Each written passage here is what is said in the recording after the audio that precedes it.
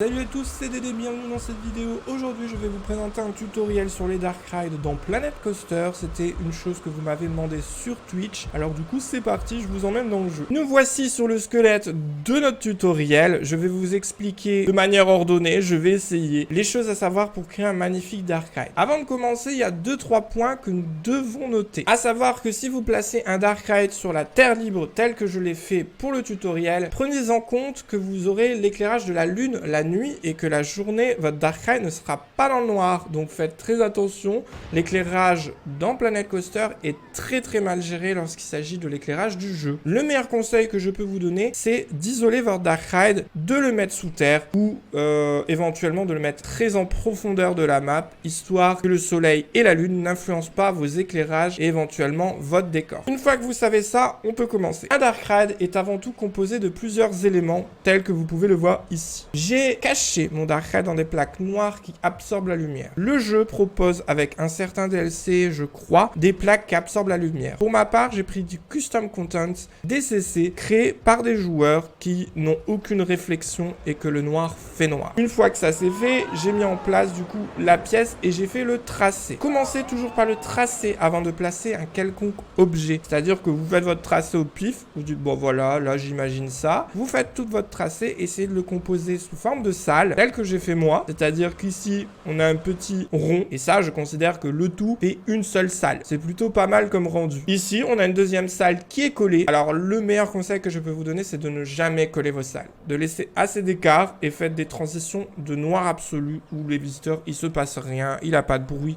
mais quelque chose de très court pour passer d'une salle à l'autre. Ça concerne le son. Si je vous demande de faire ça, c'est pas pour rien, c'est parce que le son dans Planet Coaster est assez bien géré, mais du coup, le son d'une pièce peut s'entendre dans l'autre. Alors pensez juste bien à les écarter, histoire que les sons n'interfèrent pas entre eux. Notre Dark Ride, comme vous le remarquez, je pense, est composé de 3 salles. Une salle extérieure, je considère que c'est une salle, un segment, et 2 salles intérieures.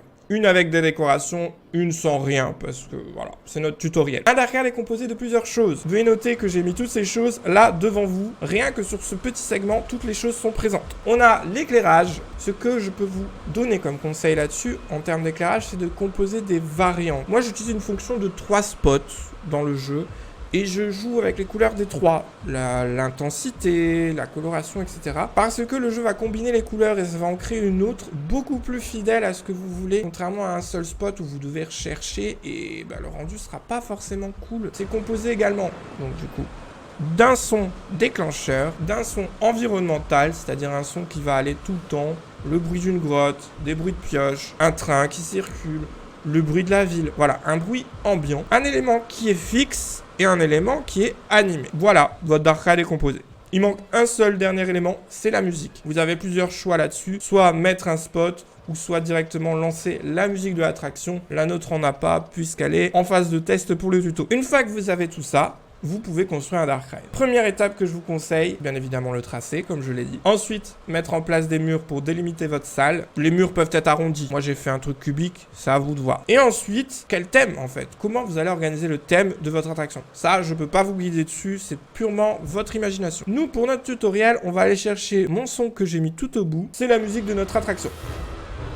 Voilà, c'est la thématisation, une thématisation relativement horreur. La raison d'avoir tourné le spot comme ceci, c'est que le son va se diriger dans le sens où le spot est tourné, c'est-à-dire par là. Techniquement, les visiteurs seront de dos, donc ils entendront le son de manière sourde. Ce que je vous suggère, c'est de mettre des spots à chaque coin, enfin des enceintes à chaque coin de la pièce et qui visent le milieu. Comme ça, le son vient de tous les côtés et les visiteurs entendent le son parfaitement bien, sans qu'il soit sourd ou quoi que ce soit. C'est le meilleur conseil que je peux vous donner pour le son. Il en est de même pour les sons déclencheurs. Si votre scène est relativement longue, centrez tous les sons déclencheurs vers les visiteurs, là où ça se déclenche. Alors que pour le son d'ambiance, vous pouvez le placer où vous voulez, il n'y a aucune importance. Notre petite attraction, j'ai fait une petite scène d'horreur. J'ai coordonné tout pour que tout se lance en même temps, j'ai pas cherché. À savoir que dans le jeu, vous pouvez coordonner différemment les choses, faire en sorte que certains éléments se déclenchent après d'autres, et ça c'est trop classe. Et vous pouvez également combiner d'autres choses qu'on va voir après. Pour notre scène, ce que j'ai fait en premier et ce que je vous conseille en premier, c'est de mettre la lumière. Donc les spots, ici, j'ai créé un élément en fait, voilà, qui est indépendamment des autres et je peux le déplacer où je veux. Pensez à mettre les lumières assez hautes pour qu'elles éclairent une plus large zone et que ça dilue la lumière. Il faut pas que le spot soit trop puissant au même endroit. Ce que je fais en général, c'est que je mets une intensité moins forte. Mettons-nous dans la nuit, vous allez vite comprendre. Nous voilà dans la nuit noire et comme vous pouvez voir, mes spots ne sont pas trop puissants. Ils sont légèrement... Bon, ceux-là, ils sont un peu trop forts, mais là, ils sont légèrement dilués pour que la lumière s'efface petit à petit. Et ça, c'est trop cool. J'ai également mis des déclencheurs. On va voir le stroboscope qui se met en place. Bon, j'ai fait un stroboscope très simple, mais c'est très cool parce qu'il fonctionne avec un déclencheur. Pour notre scène, j'ai rattaché tous les objets au rail, que ce soit l'armoire ici qui est animée ou toutes les araignées. Comme vous pouvez voir, les araignées sont toutes synchro en même temps, c'est pas très joli et on va corriger ça. Pour créer votre scène maintenant, une fois que tout le décor est mis en place, le décor fixe, rocher, caisse, etc.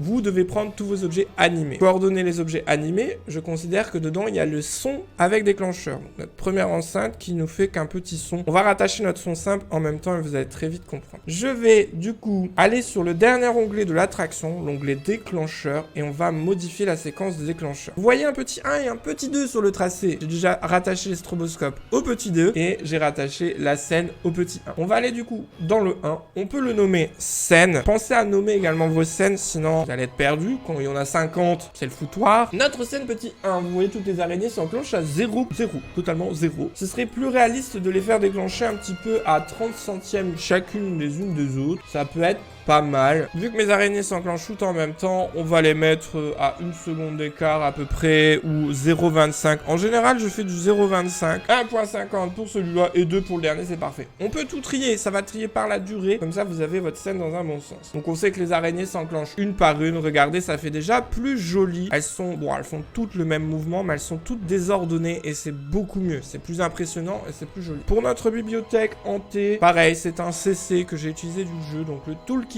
On peut le laisser à 0, c'est pas grave. Après, étant donné que le déclencheur est là, il faut voir comment ça s'enclenche. Donc on a des petites fonctions de test. Vous voyez, les livres sautent tout de suite. Même 1,50, je pense pas qu'il met 1 seconde 5 pour arriver là. Mais voilà, ça saute encore trop tôt. Je crois qu'on est même sur du 3 secondes ou 2,5. Facile. Et vous voyez que vu que c'est 3 trains, en général, ils ne s'enclenchent qu'une seule fois puisque l'animation est relativement lente. Prenez également la durée d'animation de vos objets en compte. C'est-à-dire que certains objets fonctionnent très lentement et vous devez coordonner le passage de vos trains pour que l'objet ait le temps de se régénérer pour refaire une scène. Alors ça, c'est assez compliqué à faire puisque certains objets, c'est clairement pas possible parce que c'est beaucoup trop long et les trains arrivent beaucoup trop vite. Mais autrement dit, là, c'est pas grave. Les premiers bouquins de notre scène tombent au premier train. Le deuxième train, il voit les bouquins par terre. Et le troisième train, il voit les bouquins remonter. C'est effrayant, mais c'est parfait. Notre scène est terminée. Je voulais juste une petite scène comme ça pour vous expliquer. Retenez bien, toujours la même méthodologie. Lumière, ambiance, son, musique et déclencheur, bien évidemment, dans les sons. Et enfin, décor fixe, décor animé. Et voilà, vous avez un Dark Ride. Maintenant, passons à la chose finale que je vous donne. C'est un petit bonus, considérez ça comme un petit cadeau. Les stroboscopes, c'est quelque chose qui est très utilisé dans les Dark Rides ou dans toute scène d'horreur ou ne serait-ce que des scènes d'action dans les attractions. Il y a du stroboscope. Là, j'ai utilisé un stroboscope de 1 centième. Il est très long. Ou 1 dixième, je crois. Non, 1 dixième. Il est très long. Ici, j'ai un déclencheur de rail, d'accord, qui est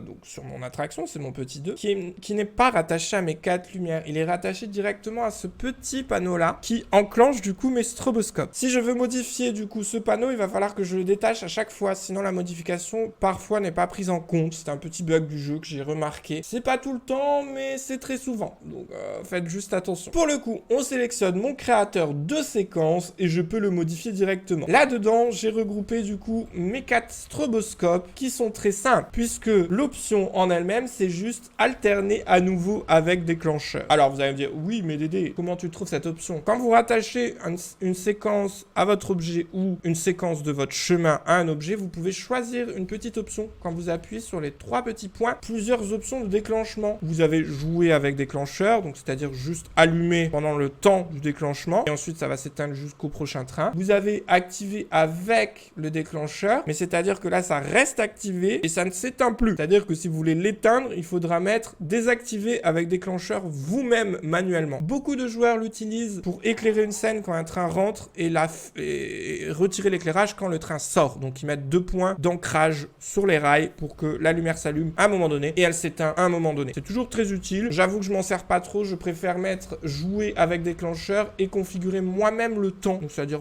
l'allumer pendant 10 secondes, l'allumer pendant 20 secondes. Là ça en fait 2 pour la même chose alors que là on en a qu'un et on tape juste le temps. Après la limite est de 60 secondes. Si vous voulez faire une scène qui dure plus d'une minute, vous êtes obligé d'utiliser activer et désactiver avec déclencheur. Enfin moi l'option pour les stroboscopes c'est alterner à nouveau avec déclencheur. Donc c'est-à-dire que pendant 3 secondes mes stroboscopes s'allument et s'éteignent toutes les 1/10 de seconde. C'est relativement cool pour faire un stroboscope mais c'est assez lent. Il existe une autre manière de le faire. Si vous voulez que je vous montre, dites-moi en commentaire, je vous montrerai dans une autre vidéo un tutoriel sur les scènes par exemple avec le séquenceur. C'est un très gros morceau, c'est très compliqué. C'est comme ça qu'on fait les feux d'artifice. Vous avez plusieurs méthodes et honnêtement, celle-ci est la plus simple pour faire un stroboscope. Retenez juste celle-là. Voilà, j'essaie de faire au plus simple et au plus rapide pour vous expliquer comment est fait un Dark Ride, que ce soit dans la vraie vie, mais surtout dans Planet Coaster vis-à-vis du gameplay. Retenez bien du coup, pour résumer, que la lumière du jeu naturelle, le soleil et la lune sont de grands ennemis. Pensez à juste enterrer votre Dark Ride sous genre 10 mètres de sol. En général, il fait très noir et c'est parfait, vous pouvez contrôler la lumière. Pensez à ne pas trop coller vos pièces parce que sinon, vous entendrez le son des pièces d'à côté, ça peut être chiant. Et pensez toujours à lumière, son ambiant, son